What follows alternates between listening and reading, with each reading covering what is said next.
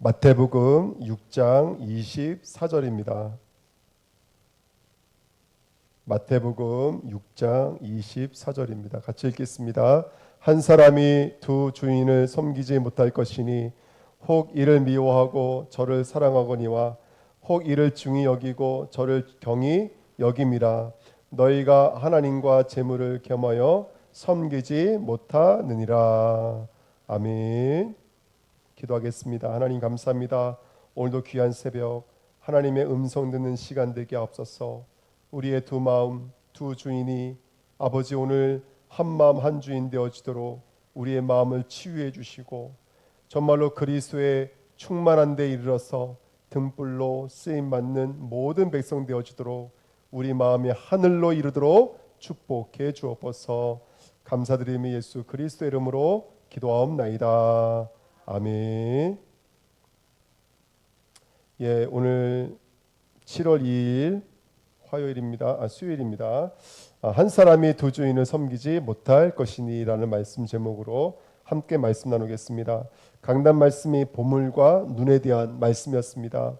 여러분, 보물을 어디에 쌓아두어야 됩니까? 우리 보물을 하늘에 쌓아두어야 될 줄 믿습니다. 이 보물은 보석만 보물이 아니라 그리스도만 보물이 아니라 그 보물을 담아두는 우리 마음 주머니도 보물이라고 말씀을 드렸습니다. 그래서 우리 마음이 하늘에 이른다라는 것은 뭐냐면 쉽게 말하면 예수 그리스도가 계시는 곳 이런 뜻입니다. 우리 마음이 그렇게 그리스도가 계시는 마음으로 승리하시기를 축복드립니다. 늘 말씀드리지만 마음은 자소다. 하나님이 계시는 자소, 역사가 시작되는 곳이다. 그래서 여러분들 마음에 저와 여러분들이 마음에 무엇을 두느냐가 너무나 중요합니다. 내 마음에 꿈을 가지고 있으면 그 꿈은 실현됩니다. 내 마음에 비전을 가지고 있으면 그 비전은 성취되어지기 시작합니다. 내 마음에 그리스도와 그가 죽은 자 가운데 살아나신 것을 저와 여러분들이 그 십자가 부활을 갖고 있다면 저와 여러분들 삶 속에 그 십자가 부활의 권능이 나타나게 될 줄 믿습니다. 마음, 좌소 시작되는 것입니다. 그래서 성도는 이 마음을 치우는 게 중요합니다. 양식을 먹어야 됩니다. 구제 금식 기도가 뭐죠? 바로 양식을 먹이게 만드시는 하나님이 우리에게 주시는 율법의 여정입니다. 그렇게 양식을 먹으면 누군가를 사랑할 수 있겠죠. 살인을 생명으로, 간음을 사랑으로, 거짓 맹세를 진리로 바꿀 수 있는 저와 여러분들이 쓰임 받게 될 줄 믿습니다. 두 번째, 눈은 몸의 등불이라 그랬습니다. 우리 눈은요 등불입니다. 등불은 빛이 있어야지만 등불이 될 수가 있습니다.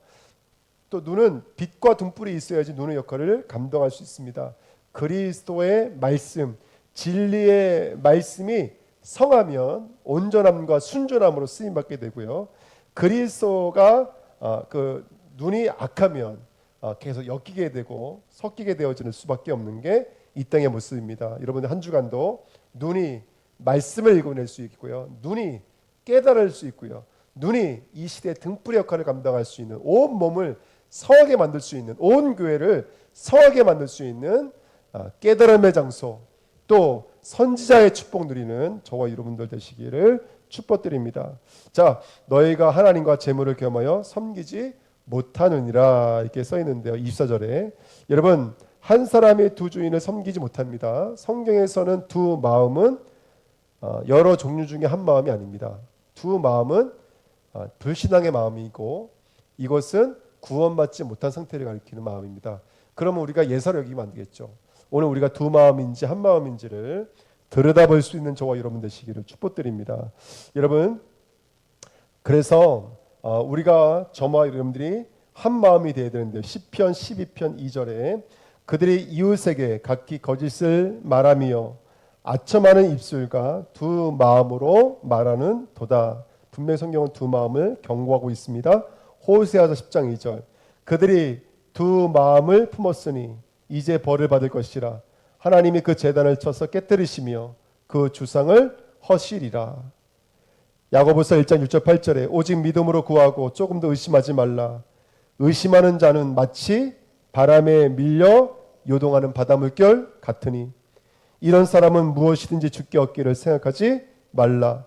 두 마음을 품어 모든 일에 정함이 없는 자로다. 두 마음은 응답받을 수 없습니다. 두 마음은 하나님이 계시는 마음이 아닙니다. 한마음 되시는 저와 여러분 되시길 축복드립니다. 야고보서 4장 8절에 하나님을 가까이 하라. 그러니까 두 마음이 시작됐지만 결국 목적지는 뭘까요? 성결한 마음으로 가라는 거예요. 하나님을 가까이 하라. 그리하면 너희를 가까이 하시리라. 죄인들아 손을 깨끗이 하라. 두 마음을 품은 자들아 마음을 성결하게 하라.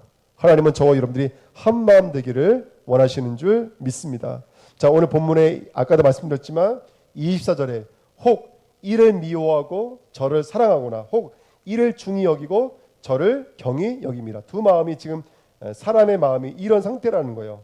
이런 상태를 신명기 17장 11절에는요. 곧 그들이 내게 가르치는 율법의 뜻대로 그들이 내게 말하는 판결대로 행할 것이요 그들이 내게 보이는 판결을 어겨 좌로나 우로나 치우치지 말 것이니라. 여러분 성경에 쓰는 좌로나 우로나 치우치지 말라고 하고 있죠. 근데 우리는 뭘 갖고 있다고요? 그렇죠.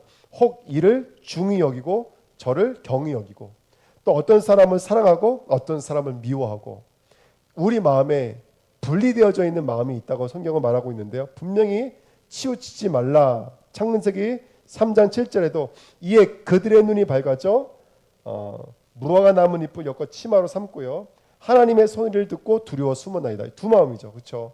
하나님은 구원의 하나님이시며 사랑의 하나님이신데 그 하나님을 낯을 피하여 숨을 수밖에 없는. 왜요? 그들의 눈이 밝혀졌기 때문에 그렇습니다. 네. 그래서 오늘 우리가 한 마음 되어지는 것은 하나님의 소원이고 하나님의 뜻인 줄 믿습니다.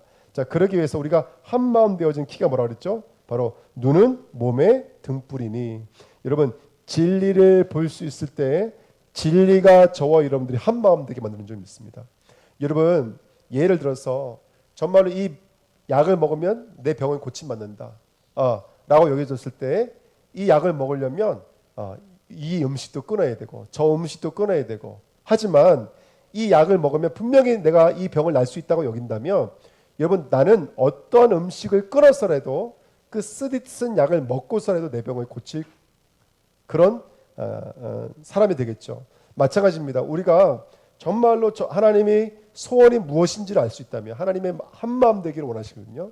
볼 수만 있다면 오늘 우리의 두 마음 나라고 하는 나 중심이라고 하는 나 기준이라고 하는 이 마음이 한 마음 되어지는 이 여정에 저와 여러분의 기쁨으로 이 믿음의 자리를 참여하게 될 줄 믿습니다.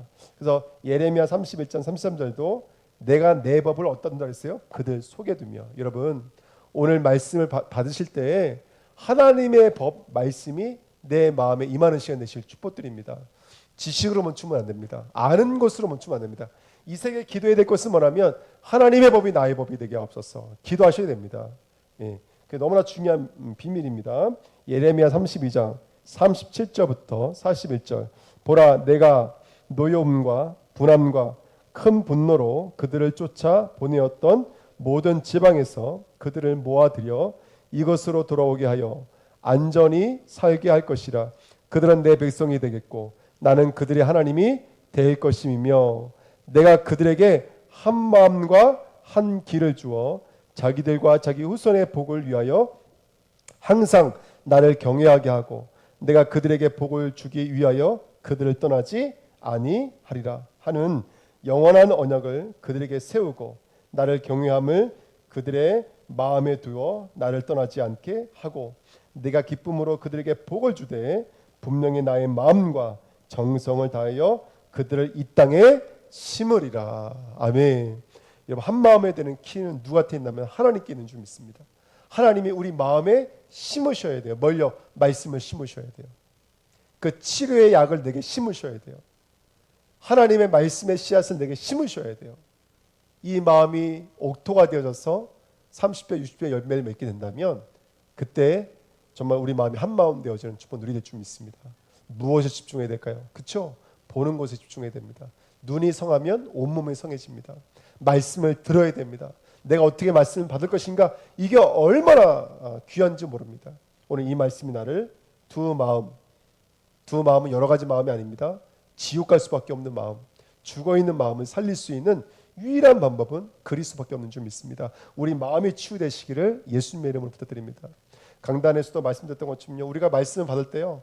얼마나 말씀을 나를 통과시키는지 몰라요. 말씀을 말씀대로 받아야 되는데 내 기준대로 말씀을 여가해서 받아버려요. 내 수준의 말씀을 여가해서 받아버려요. 그러다 보니까 신앙생활은 10년, 20년이 흐르지만 우리는 변화되지가 않아요. 말씀이 나를 바꿔야 돼요. 내가 말씀을 듣는 게 아니에요. 말씀이 나를 들어주셔야 돼요. 말씀이 내게 역사해 주셔야 돼요. 내가 내 기준을 가지고 그렇지 오늘도 이 말씀이구나. 그렇지 이 말이 이 말이구나. 이렇게 들으시면 안 돼요. 아는 말씀으로 받으시면 안 돼요. 오늘 나는 깨는 말씀이 돼야 돼요. 오늘 나를 새롭게 하는 말씀이 돼야 돼요. 정말로 그 말씀이 내게 들어와서 저와 여러분들에게 심으셔야 돼요. 하나님이. 예, 이게 복음합니다.